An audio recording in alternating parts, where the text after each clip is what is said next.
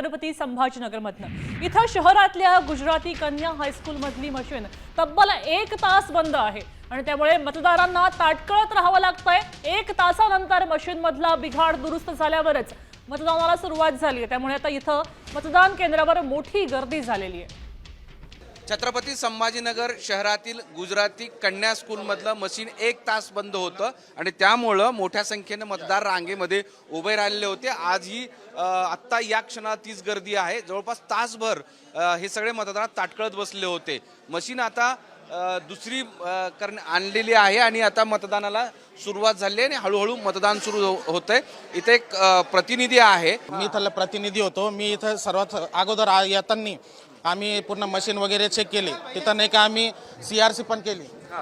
त्यानंतर जे total vote जे असतात ते 0 यायला पाहिजे होते। त्यानंतर तिथं 2 वोट येत होते आणि त्या इंजिनियरला आम्ही पाऊण तास फोन लावला।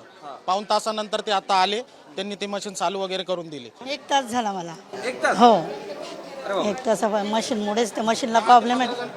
मी इथे 1 ते 1.5 तासापासून आहे आणि ही मशीन केव्हाची बंद आहे, मतदारांना त्रास होतोय। यांचं काम आहे इथं नियोजन ठेवणं, पण ते काय करताय काही कळायला नाही। इथं पण सर्वात जास्त ह्या 22 क्रमांक बूथवर लय गर्दी आहे। मोहम्मद इरफानचा माधव सावरगावे, साम TV, छत्रपती संभाजीनगर।